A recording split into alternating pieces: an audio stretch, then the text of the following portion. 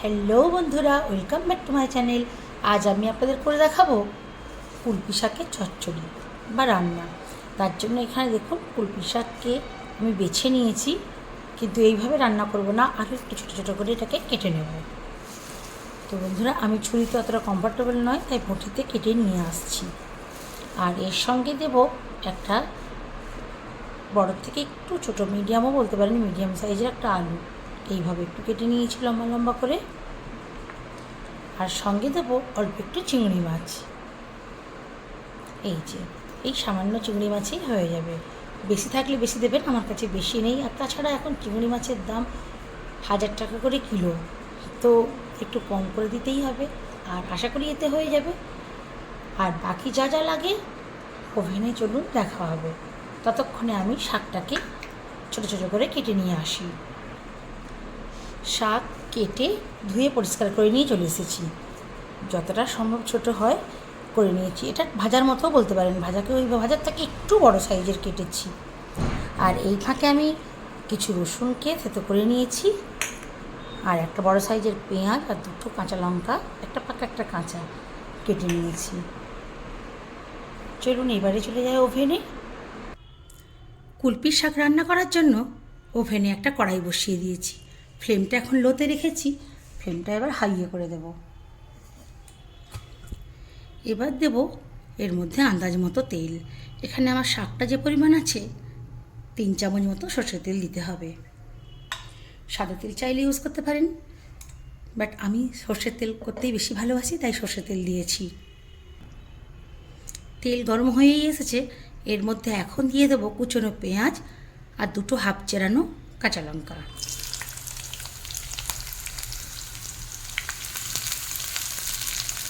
অল্প একটু ভেজে নেব।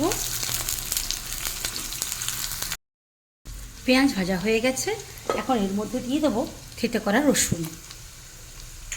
রসুনটাকেও এর সঙ্গে ভেজে নেব।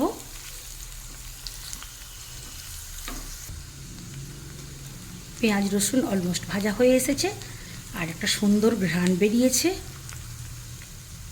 মানে হচ্ছে রসুনের কাঁচা গন্ধটা চলে যাওয়া পর্যন্ত একটু ভেজে নিতে হবে। তারপর এই যে ধুয়ে রাখা চিংড়ি মাছটা এর মধ্যে দিয়ে দেবো। ফ্লেমটা কিন্তু এখন লোতেই থাকবে। লো ফ্লেমে চিংড়ি মাছটাও পেঁয়াজ রসুনের সঙ্গে ভাজতে থাকবো। চিংড়ি মাছও পেঁয়াজ রসুনের সঙ্গে ভালোভাবে ভাজা হয়ে গেছে। এখন এর মধ্যে দেব হাফ চামচের মতো নুন, আর এই ছোটো চামচের হাফ চামচ হলুদ গুঁড়ো, হাফ চামচের একটু কম লঙ্কা গুঁড়ো, আর দেবো হাফ চামচ ধনে জিরের গুঁড়ো। মশলাকে ভালোভাবে চিংড়ি মাছ পেঁয়াজ রসুনের সঙ্গে মিশিয়ে দেব। ফ্লেমটা কিন্তু লোতেই থাকতে হবে। এবার দিয়ে দেবো এর মধ্যে কেটে রাখা আলু।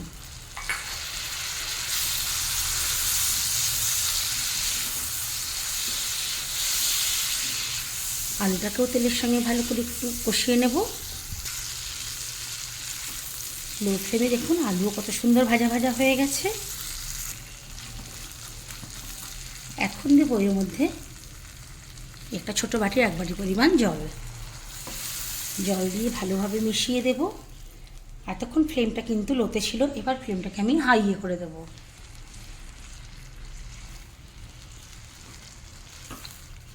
জলটা ভালো করে সমস্ত তরকারির সঙ্গে মিশিয়ে দেব। অলরেডি ফোটা শুরু হয়ে গেছে, খুব ভালো মতো ফুটে গেছে। আরও একবার আমি নাড়িয়ে দেব। এখন দিয়ে দেব ধুয়ে রাখা কুলপি শাক।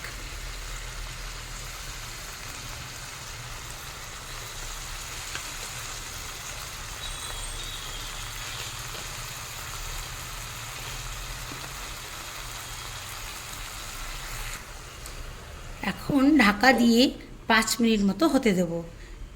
1 মিনিট মতো প্রথমে হাই ফ্লেমে ফুটে যাবে, তারপর ঢাকা কিন্তু খুলবো না, তারপর আরও 4 মিনিট লো ফ্লেমে করব। ফিরে এলাম 5 মিনিট পর।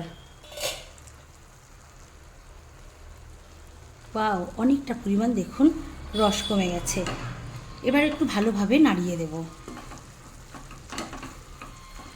আর এই 5 মিনিটের মধ্যে দেখো আলুও সেদ্ধ হয়ে গেছে।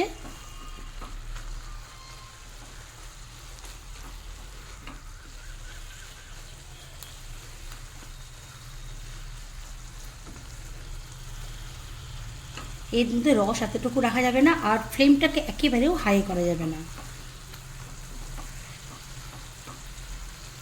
এই হালকা হালকা রস থাকতে থাকতে নুনটাকে চেক করে নিতে হবে। নুনটা ঠিকই আছে।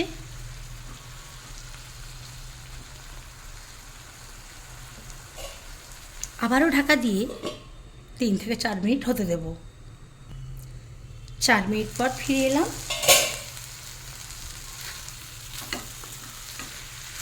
তেল ছেড়ে দিয়েছে আর শাকটা অনেকটাই ড্রাই ড্রাই হয়ে গেছে। আলুগুলো একটু ভেঙে মিশিয়ে দিতে হবে। যতটা সম্ভব পুরোপুরি মেশাতে হবে না, একটু অল্প অল্প, যাতে শাকটার সঙ্গে একটু লেপটে লেপটে যায়।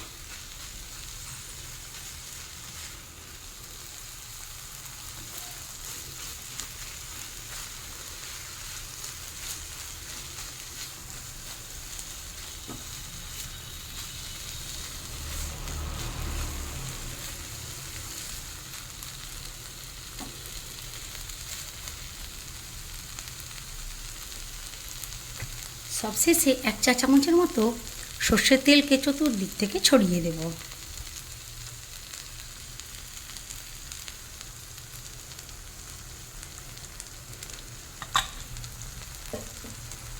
বেশি দিলে আবার কাঁচা গন্ধ করবে।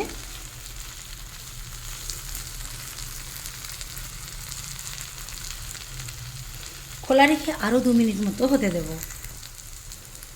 2 মিনিট পর ভাজা হয়ে গেছে। কত সুন্দর তেলটাকে সমস্ত তরকারির সঙ্গে মিশিয়ে নেব।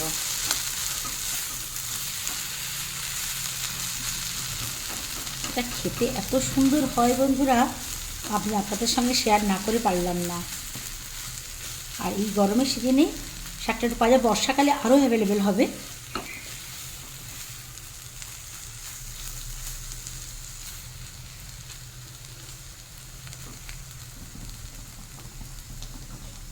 এই অবস্থায় ঢেকে দেবো। 1 মিনিট মতো লো ফ্লেমে বসিয়ে রেখে ওভেনটা অফ করে দেব। ঠান্ডা মোটামুটি হয়ে এসছে। এবার ফাইনাল লুকটা খালি দেখুন, দারুণ লাগছে না দেখতে?